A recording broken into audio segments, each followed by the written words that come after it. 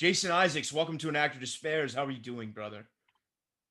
I'm despairing. I was Aren't up we all night all? watching. I don't know when will be broadcast, but I was up all night watching the crazy scenes of unimaginable shit that happened last night at Me the Capitol too. That's building. why I wore And this my shirt today. brain is the idea of publicizing a movie and talking about entertainment feels so nuts in the light of Yeah. what's going on in the world. But on the other hand, what is there to do apart from escape to the movies and TV at the moment? And vote when appropriate. Oh my God. Yeah, it's the Yeah, it really my is. mind is blown after last night. My mind is completely blown. As an American or even as a just an observer, I've never thought, that saying history repeats itself. It's just, systematically true. Everything. In a strange way, looking at that kind of mass hysteria and a mob marching up the road and storming a building like that, it made me understand more the allure of Nazism, any of the kind of cult of personality of the past.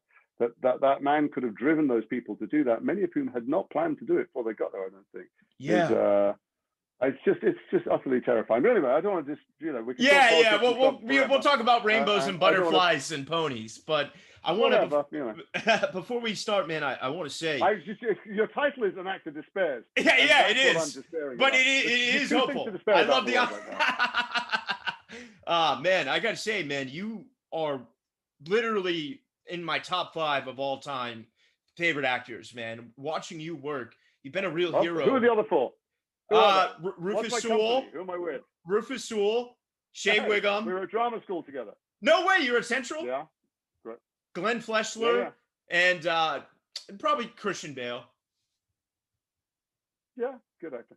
Yeah, Yeah. I lived in Christian Bale's house once before he had his Batman money.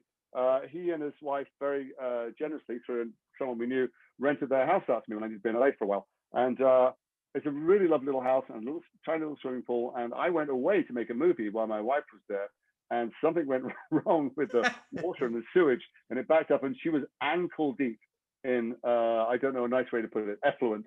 And phoned me and went, I can't believe you went away. We had a baby then at that point. And anyway, she got it sorted out. I came back, and it took her like 3 or 4 days. I don't know, living in that hell.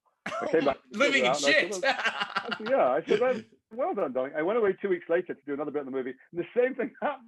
Oh again. my God. And I'm sure she thinks I did it on purpose. But anyway, thanks, Christian. No, man. I mean, honestly, I feel like in some way it's like my secret, because like, when you discover a band that you love that hasn't taken off, Yeah. you're really, that's what brotherhood has been to me. You know what I mean? Like watching Oh, you thanks, man. and Jason go off each other, man, and even Ethan Embry, who Oh, yeah. to be blunt, I didn't know was capable of that kind of, I'd seen him I mostly. look, not in the business of defending Ethan or putting myself down or Jason down, but the fact is, great material lifts you. Yeah. You know, if you're lucky enough to be around great scripts and great storytellers, you just look good by reflection. Sometimes I open a script, in the olden days when there weren't emails, and I would take it out of the big brown envelope and I'd start reading, and 5 pages in, I'd think, if I don't fuck this up, people are going to think I am creating a 3-dimensional, memorable, charismatic character, but it's all here. It's always the writing. Yeah. I mean, you have to be able to run with the ball if they give it to you, but everybody I know can. I can think of 2 or 3 actors in the history of 30 odd years who probably can't do it very well. But everyone I know, if you give them a great part, you'll suddenly see them in a different light. And I've been lucky. I've had a few great parts over the years.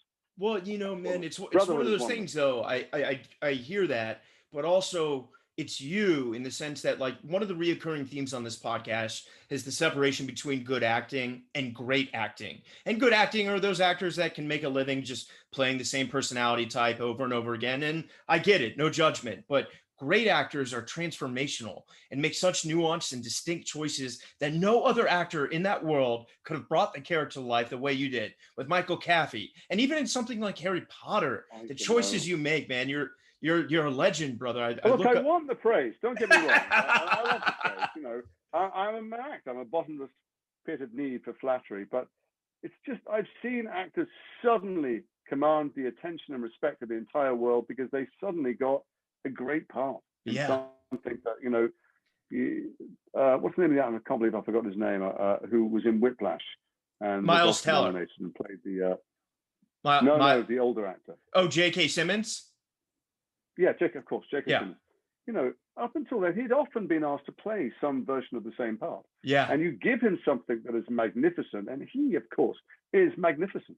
Yeah. And so there's, I don't know, that I want to think it's true. I'd like to think that I do special things, but the truth is, in between those parts for which I've had a lot of praise or attention or awards or whatever, I've done other things where I poured all the same energy, creative choices, and passion into it, and they're wallpaper, and they're never mentioned. They're not mentioned in a review, or no one likes the film. And the difference is always in the writing. Always. It's so funny. Rufus said this exact same thing when he was on the show. I'm curious though, like before we dig really deep into the work, I'd like to start at the beginning. You grew up in Liverpool, right? Yeah. How was that experience?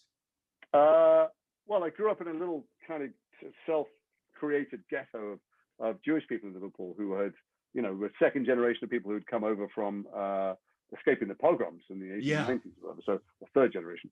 So I lived in this little bubble. We moved to London. I was slightly overwhelmed by the gigantic anonymity of it all. And then I went to university, and similarly, I was just adrift, and I found acting. I found some place where I didn't feel like a freak show, and I was instantly, you have conversations in a rehearsal room that you would never have. You could sit next to someone at work for 50 years and never know them the way you know someone within a day in a rehearsal room, because ostensibly you're discussing characters, but really it's a kind of group therapy. You're talking about yourself. So yeah, I grew up in Liverpool, and I went off to study. Were your parents artists or no? No, nobody in my world at all did anything artistic, even for a hobby. Wow. I'm talking about reading books, never mind playing an instrument. Oh my God.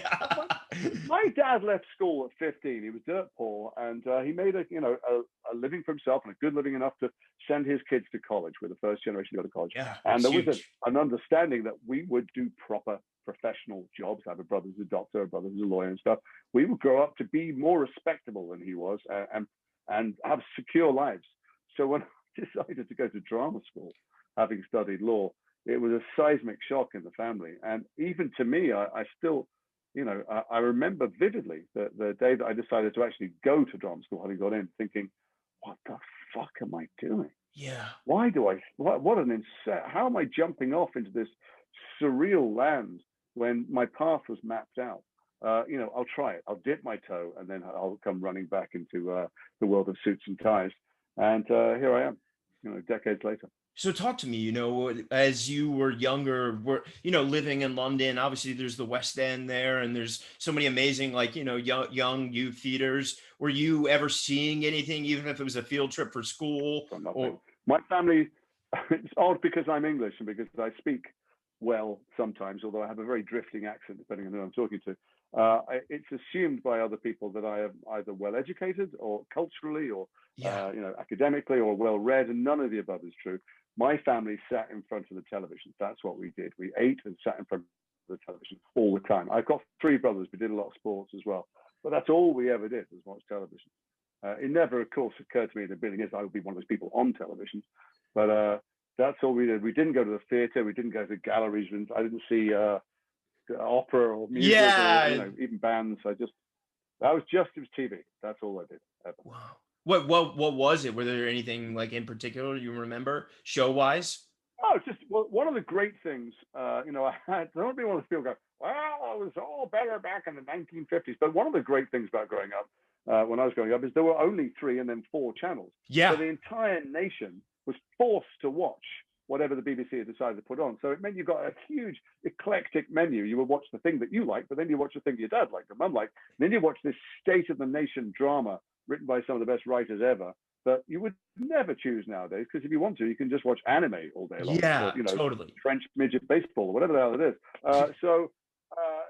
I got a very eclectic television education.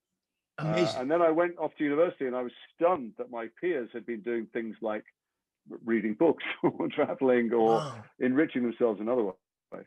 And when you were at law school, what was the impetus for law school? Well, was it just something you're like, I guess I should be a lawyer? Or I had no idea what to do. It's not like America. In America, you go off, you study liberal arts, you study 6 or 7 subjects. In Britain, when you're 18, you have to choose one subject.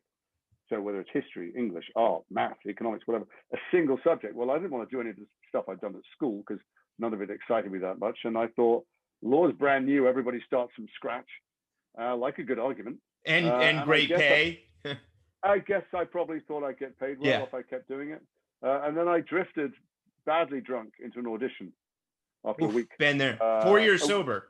So I get it. Oh, okay. Well, I got 22 years. But yeah. Oh, at the time, we'll have to talk about that later, but amazing. All right. But at the time I was, everybody writing Freshers Week. They're just going, I don't know who to be. I don't know who these people are. I better try and give off the impression that I'm confident. I was utterly unconfident about the strange, kind of vulgar, nouveau riche world I'd come from when I was around all these, what seemed to be English Bohemian, yeah, totally. Bohemian, but also they'd all gone to the same boarding schools, that the circle I'd fallen into. They seemed insanely confident. They had a lot of sex. They had nepotism and all. Yeah. So yeah. And they were used to having bank accounts even. I was just, anyway. I pretended, I guess, like I'd done most of my life. I put forward a front, but then I stumbled into an audition and I found my people. That was an audition. A rehearsal room was where I belonged, and maybe where I still belong. It's really group therapy. I mean, no matter that you're talking 100%. About characters in dilemmas and situations, what you're really talking about often is either yourself as you are or self as you might have been, or someone you know. And there's no more fascinating place in the world than when people are discussing the insides of human beings in a rehearsal room. And would you say when you stumbled into that rehearsal room, drunk or not, that you felt this seismic shift in your mind of like, this is it for me? Or... Oh, fuck no. No, not that I would ever do it for a living. Yeah. Jesus, no, but it would be my hobby. I'm not sure I have a very addicted, I'm an addict. I have a very addictive personality. I found this thing and I thought, I want to do it tomorrow and I want to do it again. And as soon as the play was over, I wanted to do another one. And then I wanted to do them and produce them and direct them and write them and, take them up to festivals. I just wanted to do that all the time. And, it's odd that I ended up getting paid for it. I remember my nephew, when he was trying to decide what to do at college, my brother's kid, I said to him, hey, Dave, you're really handsome. You love playing the guitar. You write songs. Why don't you take a year and try and write some songs? My brother phoned up and went, what the fuck did you say to David? Oh my God. I said, I was just saying that some people make a living at the things that they love doing, Yeah. And he said, no one does that. Very few people do that. Don't put that shit in his head.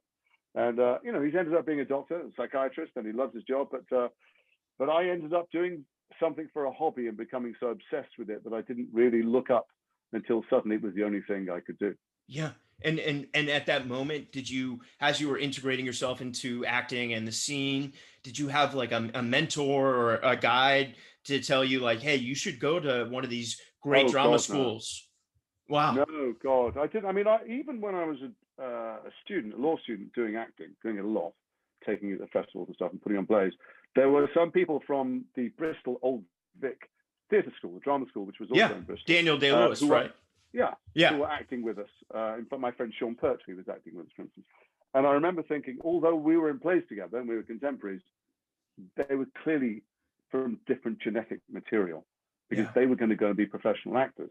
I played football, soccer, played tennis a lot. Yeah. I never thought I was going to end up at Wimbledon or playing for Liverpool or something. Like it just didn't seem realistic that I would end up doing this job and getting paid. And certainly, if you ever put feelers out, even when you do go to drama school, you meet people, all anyone talks about is you won't make a living, you'll be starving, make sure you have other jobs, do cash jobs, keep your receipts. I mean, the talk is always only of how everyone is going to fail and you better prepare yourself for that, a ton of rejection and stuff. That's red meat to an 18-year-old or a 20-year-old. You think, let me try it. But it is true for most people. I and numbers of my friends have been incredibly lucky to dodge those bullets. That's so beautiful. I try and discourage people. Whenever they ask, I try and discourage them. But about acting? About acting solely. I think nowadays, there's no excuse not to be a writer, director, editor, actor. I think it's the only way to make it now. Yeah. But if you've got one of these things, you've got a studio. Yeah. Like your co-star, Britt Marling, I don't think it would have, she's beautiful, but her doing that is, I think, another Earth and all the things she did got her. Yeah. Well, actually, she did it originally. She wrote because she wasn't getting the work that she deserved. But I know lots of people who, even when they're very, very successful, they really only start to feel satisfied on a deeper level when they take the reins. So why wait? When I'm talking to 17, 18-year-olds, I always go, look, the Holy Grail is what people your age want to watch. And it's people my age that are coming up with that shit, which is completely wrong. So you should be coming up with it. Yeah, that's so beautiful. And but no, I didn't have a mentor. Nobody told me that. Well, I'm glad no one did, because you turned out to be one of the best. So let me talk to you, man. What made you choose Central? There's no shortage of, you got Lambda, Old Vic, Rada. I'd already had what they had in those days. It was free to go to college, to university. They paid your fees and they gave you some maintenance grant. I'd had my grant. So if I was going to go to drama school, my parents, if they had it, would have had to stump up all the fees. But Central was funded by the London Education Authority. And it was only £300 a year. And I worked all the way through it. I'm sure my parents helped me. I can't remember, but I had a lot of jobs.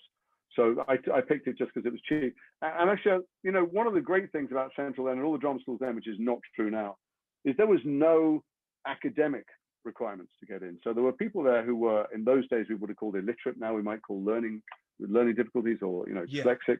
But they had never written or virtually read anything. And I was able to sight read Shakespeare and give a performance instantly at the read through. And I had to learn over the course of rehearsals. I'd watch these people like the tortoise and the hare. Gradually, some of my friends create rich, enigmatic, human, heartbreaking characters, whereas I had the surface of it instantly. I tried to unlearn or learn not to use my brain, which is what I'd used at university. What drama school taught me was to find some animal instinct and how irrational human beings are. Yeah. And not to be so sure that there is any one way to play any scene or any moment. And so mostly what I did at drama school was unlearn, not learn. Yeah, I totally echo that. I went to NYU, and while you were there, was it hard for you, going from being in law to, I know you were doing productions, but to like tackling Shakespeare and this iambic pentameter and, was I'll that? tell you what was hard. What was hard is I'd done 40 plays at Bristol, more, I don't know. And I'd taken them to festivals all over the place, and I'd mounted my own productions in Edinburgh, and I directed. To go to being a student again, and we'd argued. I mean, in rehearsals, when you're doing a play and your friend is the director, you can argue, and the whole place can be this kind of, fraught environment. But there were teachers, and we were meant to give status to the teachers because they were meant to be these kind of Yoda-like characters, dropping pearls of wisdom, and they had favorites. The teachers I had, they had favorites, and some of them were a little bit cruel, maybe, and not that supportive. They were wrong about who they anointed as were likely to be successful.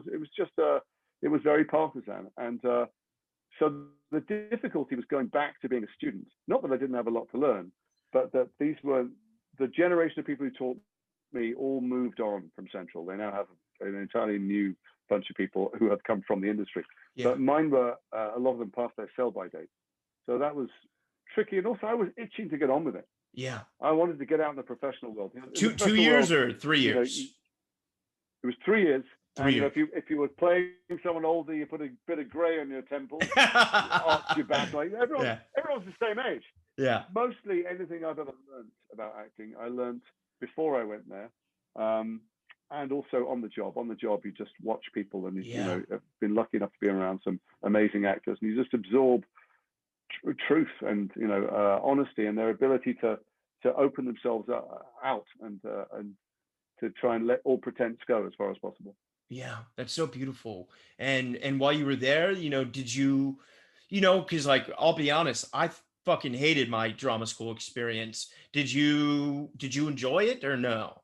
Well, I was a drug addict, so I mean, I was. Me too. I was high for the entire time. Oh. And I lived nearby in a big apartment where Rufus Sewell used to crash all the time. In fact, everybody crashed. It was the party place for Central. And I lived with two girls that I really liked, who were my friends, and I met my then girlfriend, now wife. So some great things came out of it socially. I don't think any good work came out of it. Once in a blue moon, there'd be half a production or someone in a production that was good. But I don't look back on any of the work fondly. I look back on 3 years of partying with people that I loved in an entirely irresponsible fashion. And one of whom became the love of my life. So I can't regret it. Oh, that's so beautiful. And I relate. I'll tell you, this is the thing I learned. I had this experience. I don't know what it teaches us, but if I learned anything, it was in this one day. I was playing hooky from a class that I didn't want to go to for some reason. I was sitting in what we called our common room, which is the room that everyone, no teachers went in there. We just had a jukebox and a dartboard or something. And I was sitting in there getting high. And I could see in the doorway 2 people from the year above me, the graduating year, who were rehearsing a scene. And it was a big, dramatic, shouting, crying scene. And I was watching thinking, she's quite good, but he is just, they should have told him the first day that they'd made a mistake. And he shouldn't have come. Looking at him, he's making these noises and waving his arms and legs around and doing his cracking voice thing. But it's entirely unbelievable. No one's ever going to watch this. It's intolerable. Yeah. I thought this is it's ruining it's harshing my buzz. I've got to get out of the room. So I stood up and I walked past them to get out. And as I walked through the middle of them, it turned out they were having a real argument. And he was really shouting and crying, and she was really shouting and crying at each other. And I had prejudged him. I had brought a whole filter to watching him where I thought that he was fake, he was false. And actually, nobody, not Marlon Brando, not Gary Oldman, not anybody could ever act any part better than he was doing at that moment there, because he was the thing. And yet it didn't work for me. So when people talk about objective standards about who is a good and who is a bad actor, it's often just to do with our own personal biases. Subjective, who we like watching. Totally. Yeah. Not about whether they themselves are really in the moment and really. It's hard to be clinical about, this is a great actor, because it's so subjective. I totally hear and agree. Some people like watching talk. There's no reason why Robert De Niro became Robert De Niro and Paul Sorvino didn't, except that he met De Niro earlier. Yeah. Yeah. And so when you graduated, talk to me about the landscape then, because now it's like, oh, I got to get an agent. What was your journey like? Where was Jason's head at? I guess I was thinking I'm going to have to be a lawyer. I don't know how long I give this shit before I do a proper job. But I've just done 3 years of drama school, so I better try and get it. So, I better work once or twice in regional theatre. Did they have a showcase or no? Yeah, we had a showcase. I've got an agent. I've got a junior agent who just left her agency to start a thing by herself. It's been great. She's really nice. And I got a job pretty quickly before I left. I think there was something waiting for me to go to Liverpool and do a play. I didn't want to do. I'd spent decades escaping and erasing the memory of Liverpool. There I was. To go back. Only because I had embarrassing relatives there who had already notified the school to come, and he was going to, I had to live with him, which was not what I wanted to do. Anyway, I dropped into my agent. This is when I, there is no such thing as fate, but I do believe in luck enormously. And I've had 3 or 4 very lucky things that happened to me in my life. So it's no kind of meritocracy acting. There's some incredible people you'll see doing street corner theatre, and some appalling people you see in Marvel films. So I didn't know any better. So I dropped in on my agent in the West End. I dropped in her office. I thought that's the kind of thing you do. And it was mostly to moan about not wanting to go off to do this theatre thing, because it was hardly any money, and it was Liverpool, and I was going to have to live with my uncle and aunt. And as luck would have it, she got a phone call from a casting director while I was in there about this big series they were doing. And this person had already seen her clients and was on a second round because there were some parts they hadn't cast. And she put it on speakerphone, I guess because she was junior as well. I didn't know better. And I heard it. And I started gesturing wildly at myself. And she said, hold on 1 second, put them on mute. And she went, look, you've got a job. You've got to stop complaining. You're lucky to have any job. And I went, fuck it, I've never even met a casting director. I'm not gonna let me go and meet a casting director. That's one person I've not met. Went, all right, puts her back on speakerphone. She said, well, I have got a new client, just took on from drama school, Jason Isaacs. I don't know if you saw him, was at Central. And the woman goes, no, is he any good? And I look at her and she goes, no, he's great. He's great. I wouldn't have taken him on. She goes, is he Scottish? She looked at me and I went, all right. So she goes, I think that he's not, I think there's some Scottish family somewhere. And I go, all right. Actually, I'm very good at accents, and I had been to the Edinburgh Festival many times. You're great. I could do a Scottish accent. Anyway, so I went to see her and I got the job. And as a Scottish character, and I phoned the theatre director who I was meant to go off and start work with, and I went, look, I've been a student for 6 years. I'm really broke. I've been offered a TV job on the series. I will come and do any play you like, anywhere you want in the future if you let me do this thing. And she, of course, let me out of it. And that was a huge break for me. I was not the lead part, but I was a regular. It was a BBC show, correct? Series that ran for a couple of years. It was an ITV show called Capital City. It was set in financial dealing rooms. And so we were all in every scene. And I learned so much. The crew that shot it were the crew that had shot Star Wars. because there wasn't a film industry at the time, so they're working Wow. TV. And yeah, I got a launch out of it. I got some profile out of it. I can name. I'll tell you one other. I was doing a play once, and my agent called, says you've got to go in to meet for this film, Dragonheart. And the only reason I was one of 2 or 3 actors to go and meet for Dragonheart is that a much better, wonderful actor had dropped out of the film to go and do Cutthroat Island because he thought that was a better bet. But they had already made all of his costumes, so they could only have an actor that had whatever, had a 36-inch chest and a 24-inch waist and size 9 shoes, and they'd made the hats, and they'd made all the costumes. So it was a very small number of actors could audition, and I got that part, and that would never have happened. And that was my introduction to American movies. That's Rob Cohen, right? That was Rob Cohen directing it. Yeah, he's one of my best friends. You're kidding? Yeah. Rob's done my show like 3 times. Yeah, well, send him much love. We should all go out for dinner next time you're in New York. Well, one day. Yeah. Let's I say that like last the time world. I saw him, he had a longboard, and he was at the end of Point Doom, about to go out and face some gigantic waves. And I feared for him, but I wasn't a good enough swimmer to save him. So I'm glad it turned out well. Yeah, it's funny you say that. His Instagram name is SurfDGA, but sorry for exposing you, Rob. But yeah, he moved to New York and we've been hanging. So he's the best. But so what was it like then, landscape wise, transitioning from, British? Because we as Americans kind of associate the UK with aristocratic period dramas. And, Americans we mythologize our working class. Obviously, Dragonheart is more of a fantasy epic, but what was it like for you coming in and changing? So, those movies were far and few, maybe animated before, but that was like one of the first live action ones. It was one of the ones that had more CGI shots in it than anyone had ever done before, I think. That was an odd experience. I'd just done Angels in America on stage at the National Theatre, and I was offered Dragonheart. You did the London debut of it, right? Yeah. The London debut of the Millennium and Perestroika, and it was. I'm sure it will remain the artistic highlight of my life, no matter what else I ever do.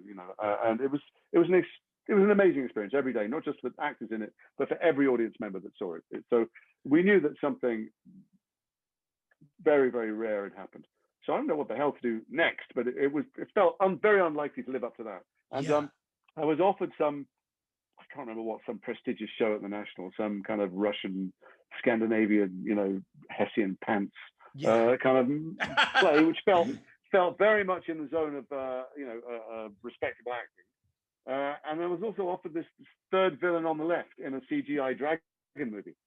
So I was doing a workshop at the time with Ian McKellen and Jude Law and various people, trying to see whether you could do an all-male version of Shakespeare. God knows why the hell anyone would do an all-male version of Shakespeare. They did it for hundreds of years. But anyway, I was doing it, and I was sitting looking a bit depressed at my in the canteen. And Ian came up and said, "You're all right, darling, you look a little bit down." And I said, "Well, truth is, I don't know what to do. I've been offered this kind of, like second villain on the left in a dragon movie in Slovakia, or they've offered me, Chekhov or whatever the National." They went, "Can I give a word of advice?" And I went, "Yeah, sure." He went, "Take the movie." He said, "I'm incredibly well known here. I've done the leads at the National, the RSC, everything. I've done every lead you could possibly imagine, and all the Russians and Shakespeare." He said, "And I am broke as a fucking church mouse. If I had my time again, I would take every butler, every monocled aristocrat that came my way." And I took his advice, and I went, and actually, Rob won't remember this, but the first night in Slovakia, Rob cooked me some pasta. I'm sitting in his little apartment, and I told him that story, and I said, he said, "I'm so glad to have you here, and I know there's not much on the page, but we're going to make it great." And I said, "Well, thanks, man," because I was really in 2 minds. But Ian McKellen said, he would have done it. And he went, "Really? Is he available?" And I went, and I have no idea if he was joking or not. No, he's fucking not. Yeah. Anyway, Oh my about God. 3 weeks later, Richard III came out. Ian was nominated and became a giant film star. Wow. That's amazing, man, how it happens. It's just crazy like that. And then shooting things like that, you started... There's so much luck. Hang on, I think I'm frozen. Oh, I'm back. All right, cool. Then you really kind of started to take off in America because you got The Patriot and Armageddon. Was it your agent that was tactical? Like, "Hey, Jason, let's build you up in America"? it was Paul Anderson and Jeremy Bolt, actually, who made Event Horizon in England with me. I'd been at college with Jeremy, and we knew each other, and he'd seen me do all those plays and stuff. And he introduced me to Paul, who was his friend and business partner, and I did a scene in Shopping, which is Paul's first calling card film that got him Mortal Kombat.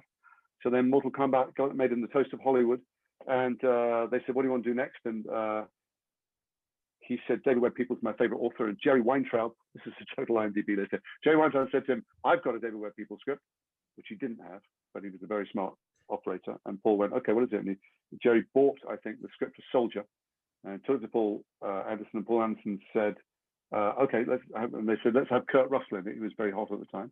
And Kurt Russell said, "I want to do it, but I want a year to build my body up to be a super soldier." So he filled in with Event Horizon.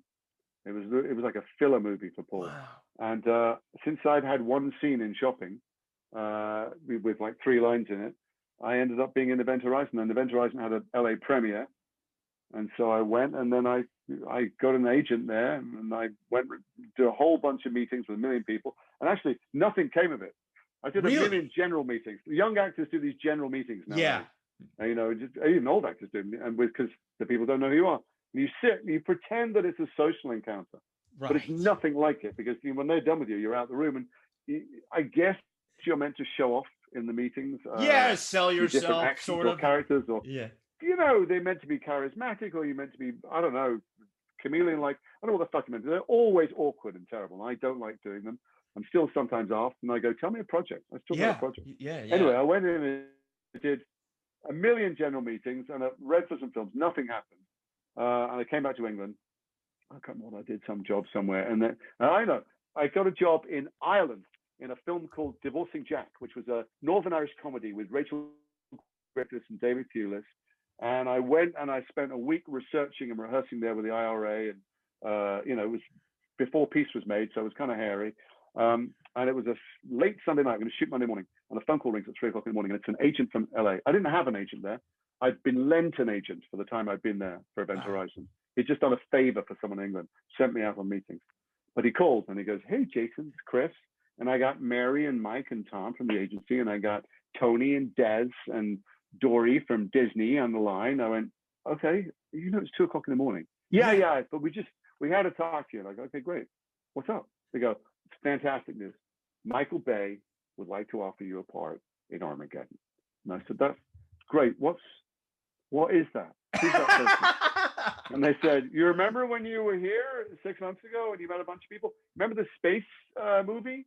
And I went, "Not really. No. Remember you said there was how could they make a movie with no script when they said you couldn't read it? And you said, I want to come early and read the script. And you went, you read some of the script." I was sure I remember that. He goes, "Well, that movie." I said, "Okay, well, what's the part?" They said, I can't remember the name of the character. Scientist number 7. No, not that part. No. One of the astronauts. Oh, wow. I said, "This is one of the astronauts, and it's wonderful, and it's this guy. Do you remember him?" And I said, "No, I don't. I don't remember at all." They said, "Well, look, you got to go. You get to go on astronaut training. You go up in the bomb comet. You know, a whole bunch of NASA with all the people. It's amazing. It's a great thing." And I said, "Great." They said, "There's only one thing." I said, "What is it?" They went, "It starts on Tuesday." And I went, which Tuesday?" They went, "This Tuesday." And I went, "Guys, I'm doing a movie in Ireland. You've called me I'm shooting in the morning." And they go, "You let us take care of that." And I said, "We can't take care of it. I'm a professional actor. I've been there for a week. We shoot in the morning." "Yeah, Jason, you got to understand something. This is a Bruce Willis project." And I said, "Guys, look, it's not that I wouldn't want to do it, but you have to understand, you know, this is a David Thewlis project. It doesn't matter. It's a movie, and I'm here, and I'm working on it." And there's this awful silence. And I thought the phone was like, "Hello, Tom, Chris, Fred, George, Bert, you know." And they said, "We'll get back to you." And I said, "Well, don't get back to me tonight, because I'm working." I'm going to bed. Anyway, they eventually got back, and I got offered a kind of consolation prize, very kindly by Michael, of Professor Quincy.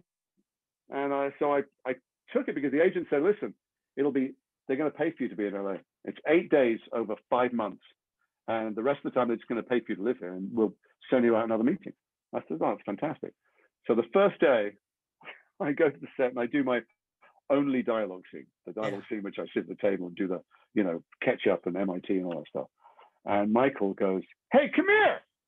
What is that? Like theater training?" I I said, I'm sorry, was I too big? Was it too theatrical? And he goes, no, it's ridiculous. I said, it's bad. He goes, no, like, it's unbelievable. I'm talking to you and you're like this skateboard dude. And then I go, action? You're like a total fucking science geek. And I went, so it was okay. No, it's awesome. Great. Do we have you for the run of the picture? And I said, you have me. Yeah, I mean, I'm here for 6 months. So I'm just working 8 days. He goes, no. We'll put you in every day. We'll give you like a clipboard. We'll put you next to Billy Bob. We'll throw you a line here and there. And I went, oh, great. Thanks very much. And I then became a glorified extra for the next 6 months, standing there. And when the astronauts would go by and do exactly what I would have done in their position, which is behave like tier one of the actors, which is what they were, all I could think was, I could have fucking been one of you. That was my Armageddon experience. That's amazing, man. It's so funny. Was, how I got. Sorry, it's a very long story. Your question was, did it all take off? No, it didn't. It wasn't through the agents. It was that. Then nothing happened, and I put myself on tape for. And then Peter Pan, right? No. The first thing that happened was The Patriots as a break. I mean, I was doing leads on British television shows and stuff, but no one in America knew who I was. But they had offered the part in The Patriot to Jude Law, and he was taking a long time answering because Jude's very successful. He had a dozen movies to choose from or whatever. Yeah. And so they were panicking that he might not do it, and they had a production date coming up. So they put a call out to get some other people to go on tape. And I put myself on tape in my front room in London, and I sent it off. And they said, my agent called, said, listen, don't get excited. They want to fly you out to meet you on The Patriot. And I went, well, that's good, isn't it? He said, no, not really. It's still probably going to be Jude. They're just flying you out to make him to force him to be like, oh, we got someone. Yeah, about casting other people. I go, okay. She goes, but it'll be a nice trip to LA, and you will stay for a bit, and we'll do some other auditions. Fly you first class. Yeah, exactly. And I flew out, and I went into the meeting. I met Roland and Dean and Mark Gordon and Bob Roda, I think, and I did, whatever I ended up doing. And they were all incredibly enthusiastic. So I left, and the agent called, how was it? And I go, I mean, I don't want to tempt fate, but I'm pretty sure I got that. Yeah. You didn't. Okay, it's still on offer to June. I'm like, oh. And then I waited weeks, and I assumed it had gone. Apparently, the weeks were just for Mel to get to see the tape, who wasn't there. And they before they cast me, I think they had to ask Jude's permission to drop out of the film, which I've never thanked him for, but he did. And it was that was a huge break for me. The Patriots. Yeah, that was your first leading role opposite, Mel Gibson. Yeah. It's on every July the 4th in America. People think it's on all the time. It's a classic. Burns documentary. Yeah. I get people coming up to me all the time saying, my 5th grade history teacher showed me The Patriot. And the whole class was like, did they tell you then that it was bullshit? Yeah. No, why? What do you mean? What was bullshit? And I go, all of it. But anyway, it was a fantastic film, and it's on all the time in America.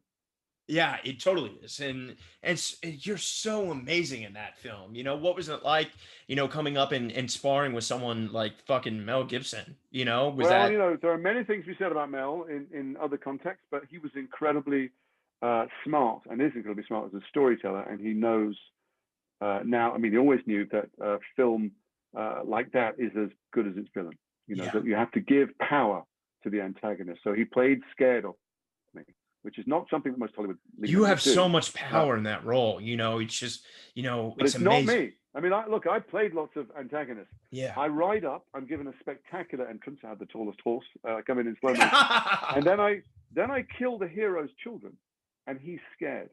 And then at some point, I burn the church down. And even when we fight, I'm stronger than him. I'm a better swordsman than him. I kill his son. Spoiler. Sorry, anyone who hasn't seen it. And even in right in the middle of the film, there's a moment where he's just tricked Tom Wilkinson out of releasing his prisoners, and he's walking out past me. He's surrounded by soldiers, and it said in the script that he comes up to me and goes, "Before this war is over, I'm going to kill you."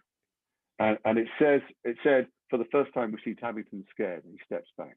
And I went to Roland, the director, and I went, "You sure about that?" Yeah.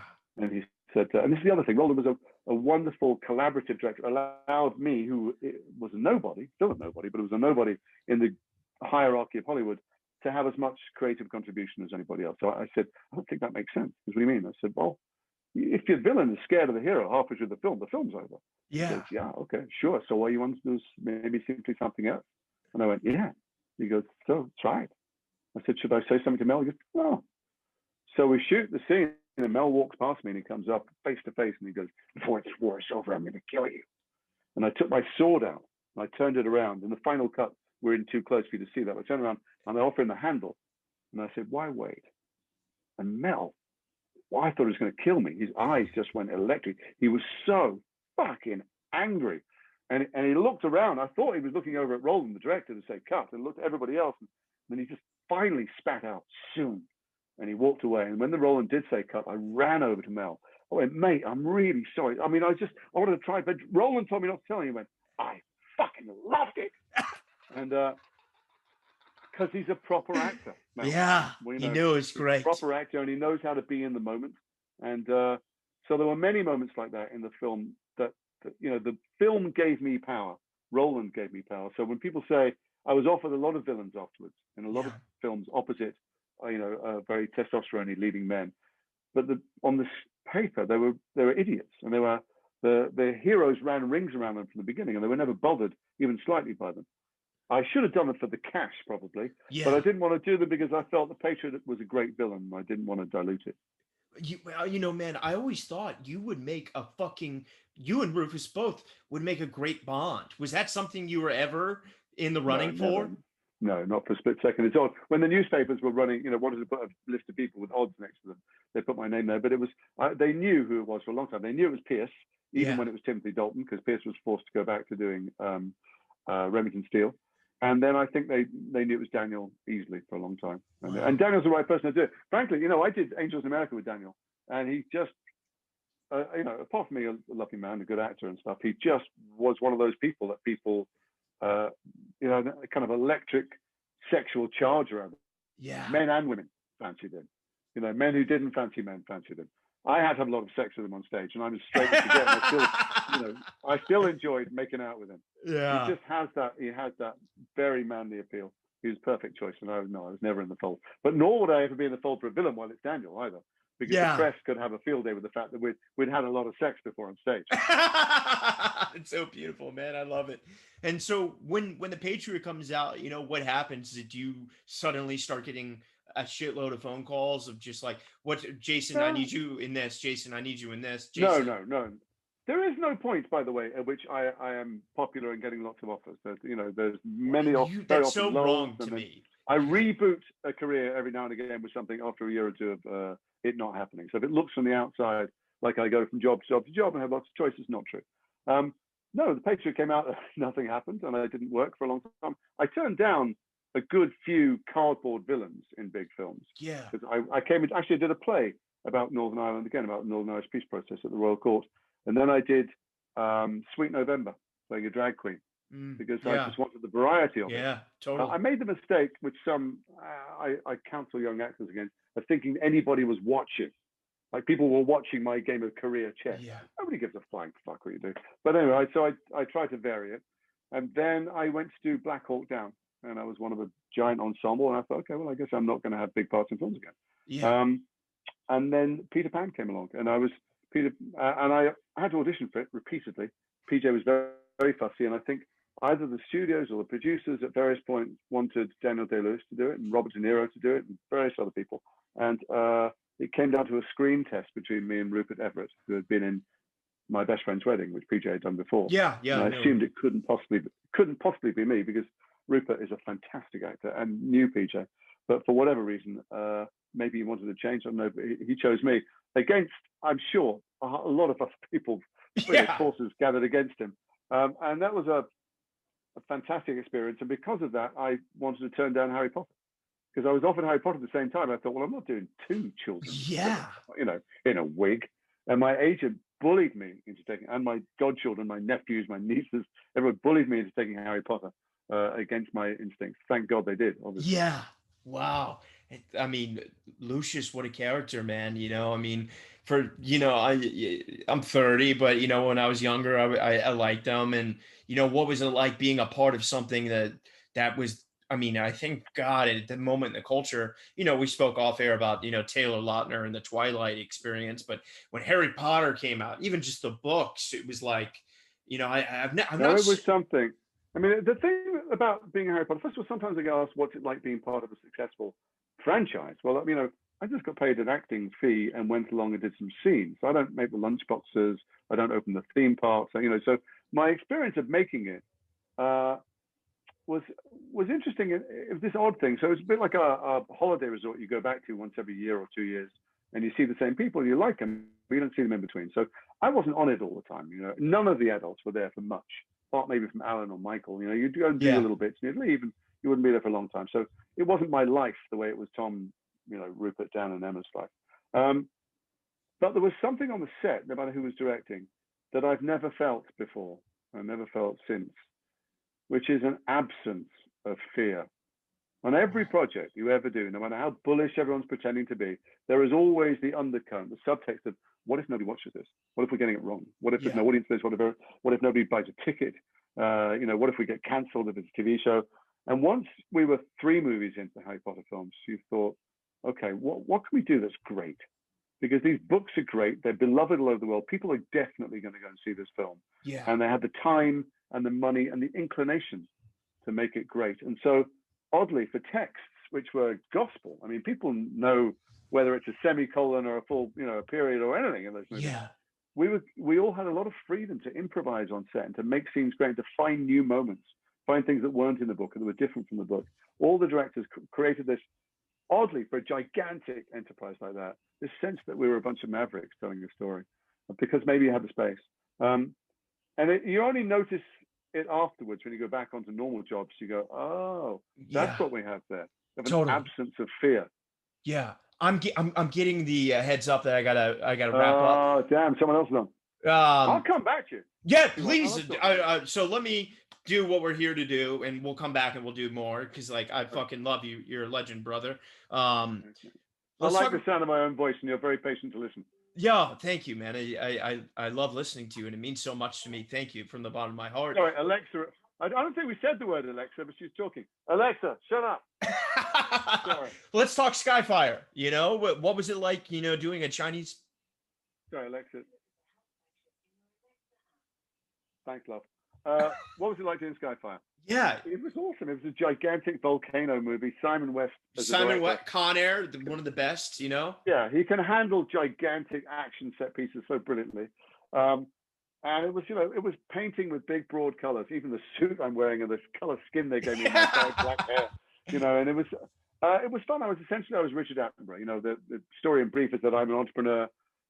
South African, I noticed, right? South African. Well, I made him South African after Elon Musk, who was buried or lost his South African accent, but he is South African. So I just thought, who is an entrepreneur in the world? Yeah, totally. Let's make him that. And he's building a gigantic resort inside the rim and alongside a live volcano. And according to the current buzz phrase, led by the science. So he's not doing anything wrong. He's not doing anything more wrong than Richard Attenborough did in Jurassic Park. But luckily for the audience, it all goes what we call tits up in England very quickly. And there is a gigantic, we call them disaster movies, the Chinese call them rescue movies. And funnily enough, I think the Chinese are probably more right, because in many ways, the story is about a father and a daughter. Just like Dr. Zhivago is not really about the Russian Revolution, it's a love triangle. So it's a family story with some spectacular set pieces, and I had a ball making it. Was that your first time doing a Chinese production? Yeah, I know, and also, as I explained earlier, one of the reasons I liked acting is I like the camaraderie, the kind of community sense of a rehearsal room, and you're all putting this thing on together. But here, I couldn't understand what anyone was saying. And that's why I have to. Yeah, they all spoke Chinese. Some of the actors were bilingual, but I wasn't hanging around that much, and so it was odd, particularly when you're doing giant stunt sequences and you just want to make sure you can hear everyone's voice and know what they're saying. Yeah, they're all making it safe, but I'm still huge flame balls and exploding things and volcanoes and lava and right near me. And I presume that they were all saying, let's not, kill the guy in the purple suit, but I wasn't sure about it. You save children, It was not, but it was great. And it makes you bond with the people that do speak English more. The other thing is it makes you appreciate Western unions, the guilds, because when they make a film in China, they don't have any days off.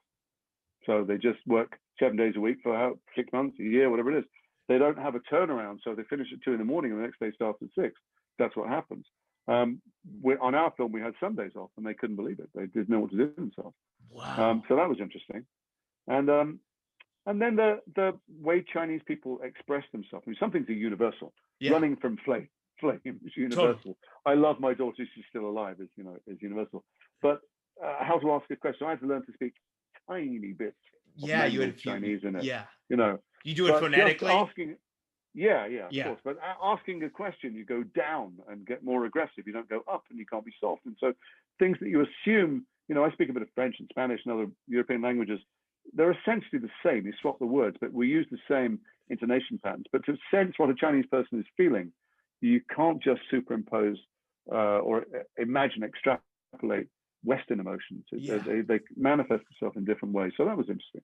That's amazing. Well, the other thing, just from a business point of view, is that when a giant movie comes out in the West, it comes out on 2,000 screens. The biggest ever is 3, maybe 4. This thing just started before it rolled out on 20,000 screens in China. Wow. So the scale, not just of the filmmaking, but of the audience is unimaginable to us. You're going to be the Brad Pitt of China. I can feel it. I don't know what I'm going to be. I'm not sure there'll be another one, but I'm happy with just this one. That's amazing. Well, Jason, I love you, brother. Well, let's pick this up again. And I got so much love for you. Good luck on the next one. You're the best, brother. All right. It's great to talk to you. I'll talk to you very, very soon. All right. Very soon. Much love. Bye. I am thrilled to announce that An Actor Despairs is partnering with a wonderful CBD company called Kind Farms. Everyone out there has heard of CBD. I started taking it a few years ago when I first started getting sober and to help with my anxiety. Sadly, as one can do, I was overtraining in the gym, and a friend recommended a topical and a tincture to help with the pain. I tried it. It was okay. However, recently, I was introduced to a product that has really changed my life. Not only has it helped me with anxiety, but I am stronger than I have ever been. I'm able to carry out lifts my body used to prevent me from doing. Kind Farm products have single-handedly changed my life athletically and personally. They utilize 100% local licensed farmers, organic cultivation, and CO2 extraction for superior CBD.